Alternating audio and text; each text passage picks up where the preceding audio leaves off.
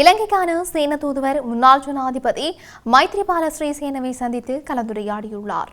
Hectare Kobbekaduwa மாவட்டத்தில் உள்ள முன்னாள் ஜனாதிபதி மைத்ரிபால சிறிசேனவின் உத்தியோகபூர்வ இல்லத்தில் இந்த சந்திப்பு சமீபத்தில் நடைபெற்றுள்ளது. தற்போதைய அரசியல் நிலைமைகள் மற்றும் எதிர்கால அரசியல் நிலைமைகள் குறித்தும் அங்கு கலந்துரையாடல்கள் நடத்தப்பட்டதாக தகவல்கள் தெரிவிக்கின்றன. முன்னாள் ஜனாதிபதி மைத்ரிபால சிறிசேனவை சந்திப்பதற்கு முன்பு சீன தூதுவர் முன்னாள் ஜனாதிபதிகளான மஹிந்த ராஜபக்ச மற்றும் ரணில் விக்ரமசிங்க ஆகியோரையும் சந்தித்து கலந்துரையாடியிருந்தார்.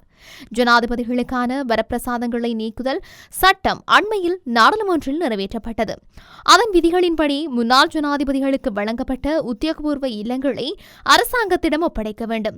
சட்டம் நிறைவேற்றப்பட்ட மறுநாள் முன்னாள் ஜனாதிபதி மஹிந்த ராஜபக்ச விஜயராம மாவட்டத்தில் உள்ள உத்தியோகபூர்வ இல்லத்திலிருந்து வெளியேறினார். அன்றைய தினம் சீன தூதுவர் மஹிந்த ராஜபக்சவை சந்தித்து கலந்துரையாடியிருந்தமை பேசுபொருளானது.